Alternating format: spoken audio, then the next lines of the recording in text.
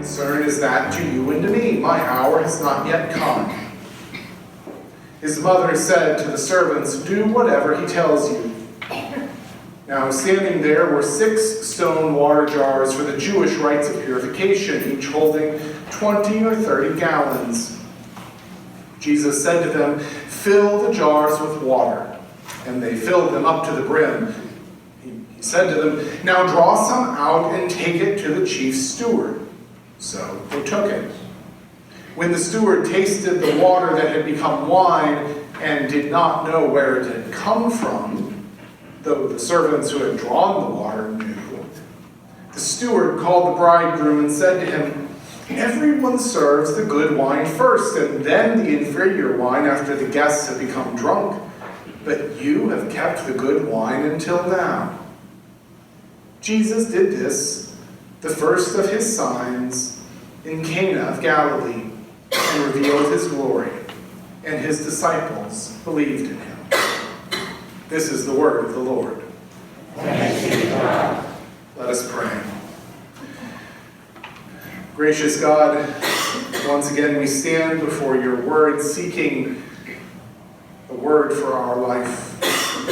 Speak, we pray, for your people are listening. Amen.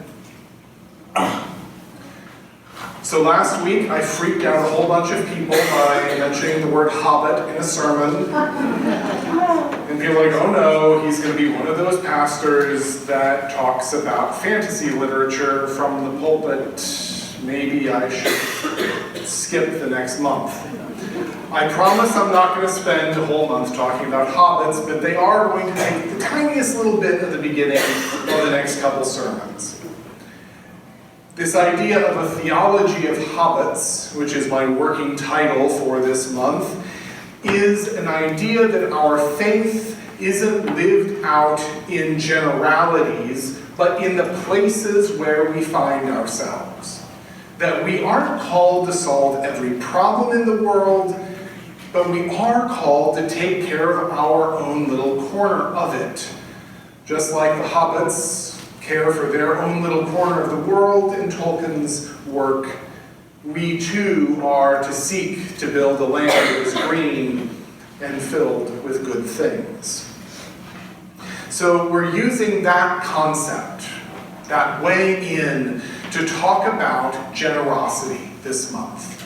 Because generosity also depends heavily on our context. It depends on where we are and what our experiences are.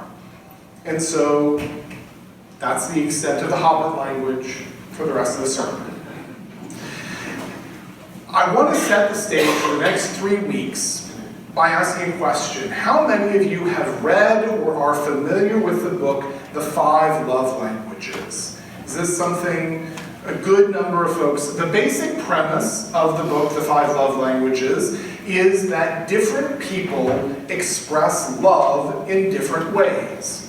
And different people like to receive love in different ways. Some people are servants. Some people are gift givers. Some people are huggers, right?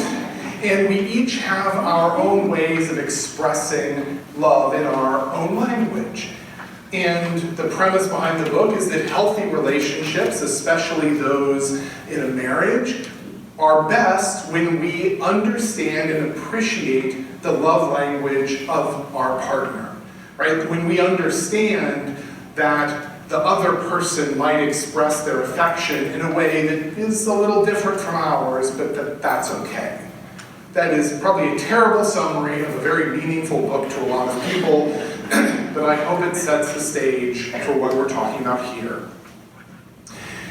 A couple weeks ago, it's probably more than a couple at this stage, one of our deacons, Max Perryman, and I got the joy of going to a workshop at the Council of Churches put on by Thrivent Financial, talking about generosity across the generations. That was the title of this morning workshop. And they talked about how they looked at this study done by the Barna Group.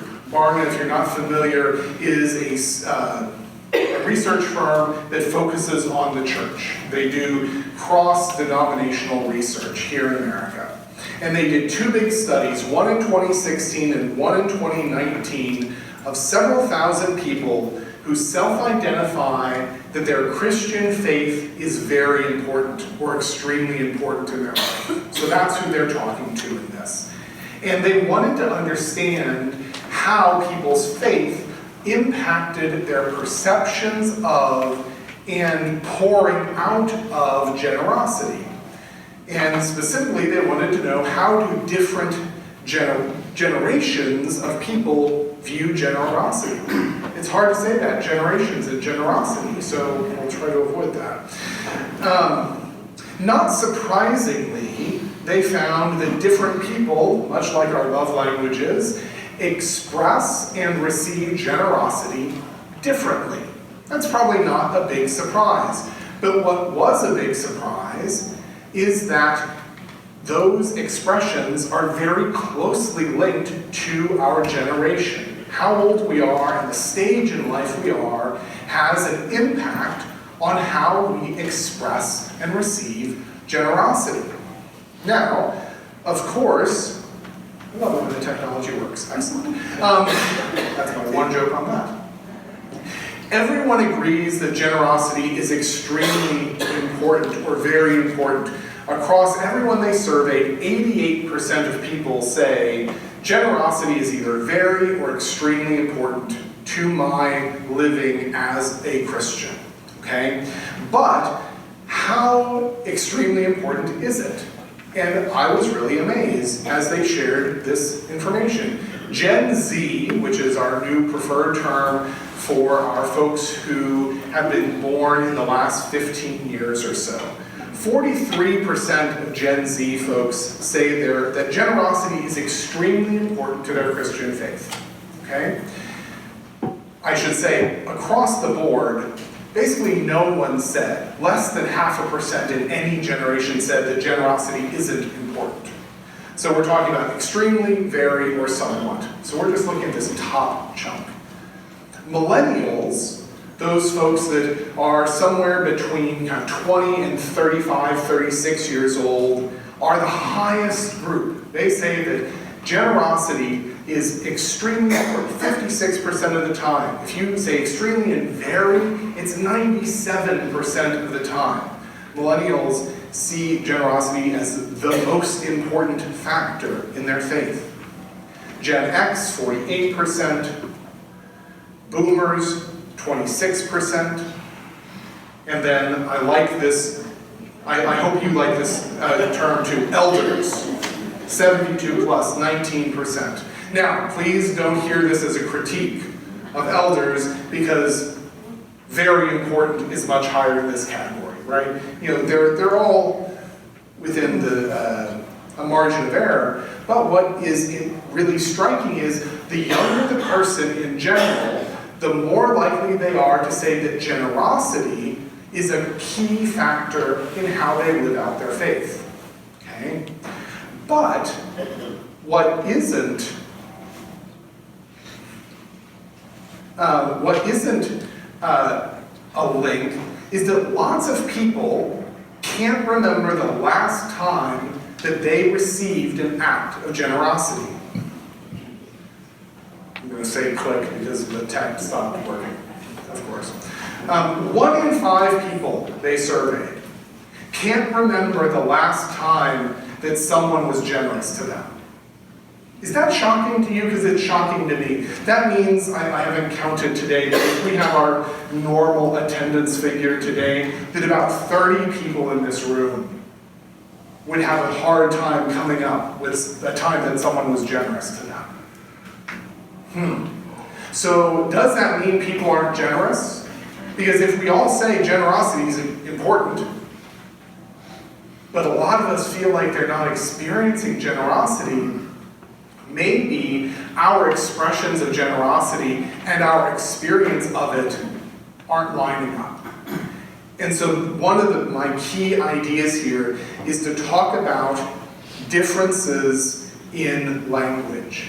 Because when we have differences in our language and differences in our understanding, we might not see the generosity that someone else is enacting because it doesn't line up with the way that we like to be generous. So Barna says that there are 5 different languages of generosity. The first one they identify is hospitality. This is opening up your home to people, being open and welcoming. They also identify emotional and relational support, being there for people, being there to provide care and support when someone's in crisis.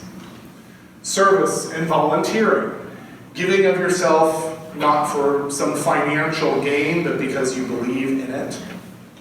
Non-financial gifts, so giving someone a book, or buying them something tangible but non-financial. And finally, monetary giving.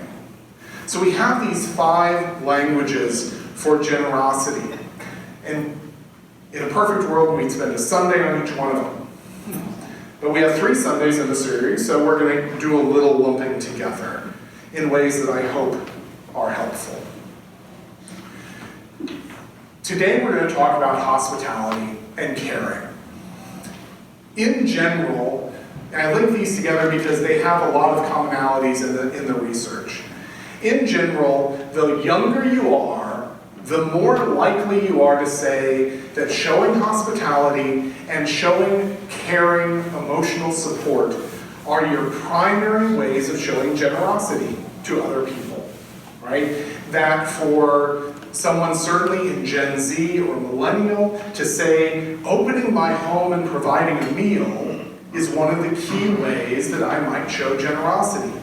That being there for someone who's going through a crisis, providing them emotional support, is a key act of generosity. Now, when we had that conversation at our workshop several weeks back, this was a group of pastors and generosity chairs, stewardship chairs from across denominational lines here in Springfield. The almost immediate reaction was, well, that's not generosity. Because generosity is risky and it requires something of you, and just being welcoming isn't generosity. There were at least half a dozen pastors that made almost that identical statement. And they said, young people just don't appreciate what it takes to be truly generous.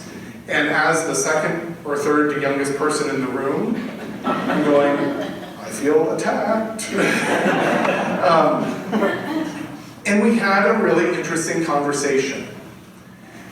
Because what I said is, hospitality and caring, it's true, they might not represent financial risk, right? Other than the cost of buying a few extra groceries, having someone over for dinner, unless they decide to be a pirate, probably isn't going to cost you a whole lot financially, right? But it could cost you. Because opening up your home is risky, right?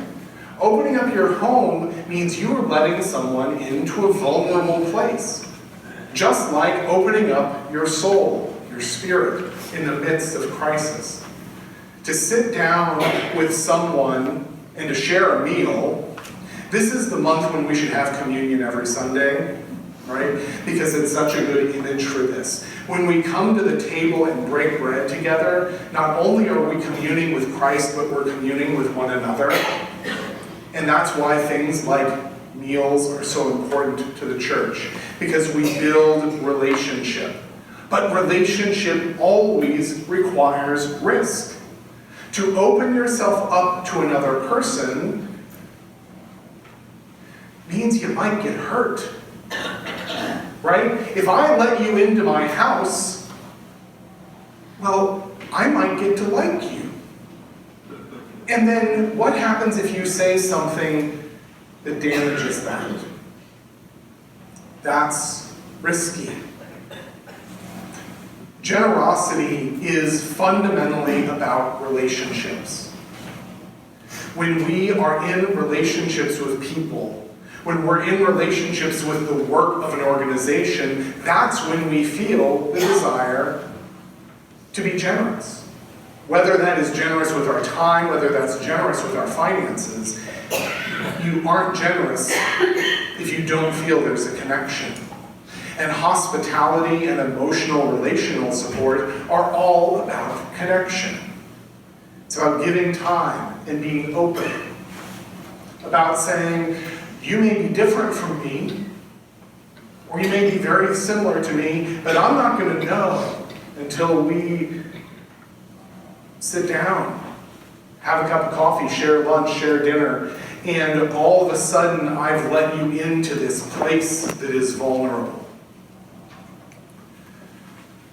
When Barna talked to younger Christians, they said one of the things that's the hardest is feeling like the church, and maybe you can identify with this, that the church is a place that is about judgment and about exclusion. That the church is a place where they have experienced the drawing of boundary lines and determining who is in and who is out.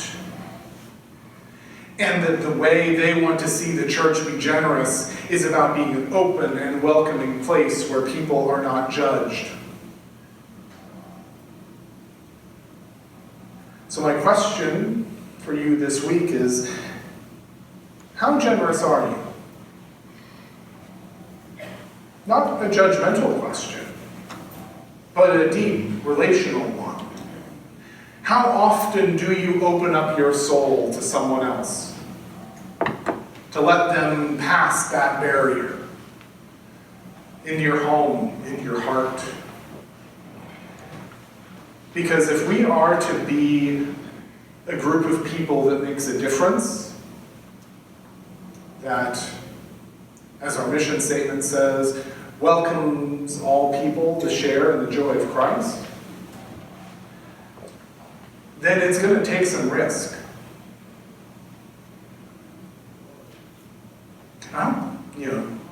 It's risky for a pastor to say that, right? Because we want to think that this is this easy thing that we can just check the boxes.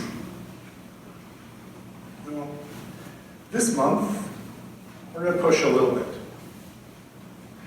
Next week, we're going to talk about service and volunteering. Another way we build relationship and care. In the name of the Father, the Son, and the Holy Spirit. Amen.